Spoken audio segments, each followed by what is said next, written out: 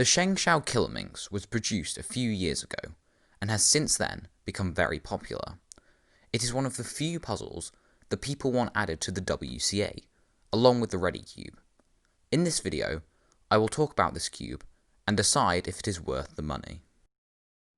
Really, I should be saying that this cube turns badly. It locks up all the time and has no corner cutting. However, that really doesn't bother me too much.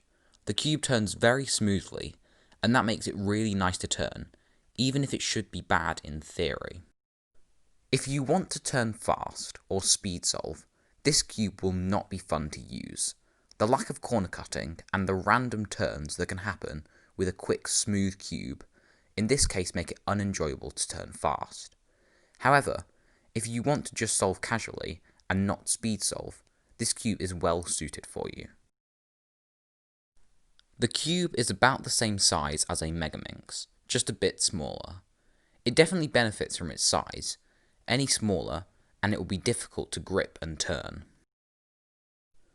The cube does not take very long to solve, and is very easy to solve. You will be able to do it if you can do a Megaminx, and you will probably be able to do it even if you cannot do a Megaminx. It is a pretty good solve, with the same constant F2L type solve the Megaminx has, but with just corners. The last layer is the only part you will need algorithms for, and all the algorithms are very easy to learn.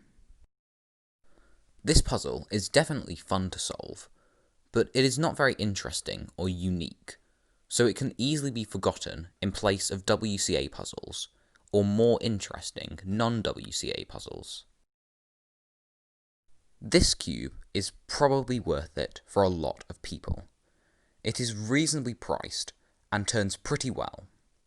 If you want a cube to casually solve, not too challenging, but still very fun, this cube is worth it for you.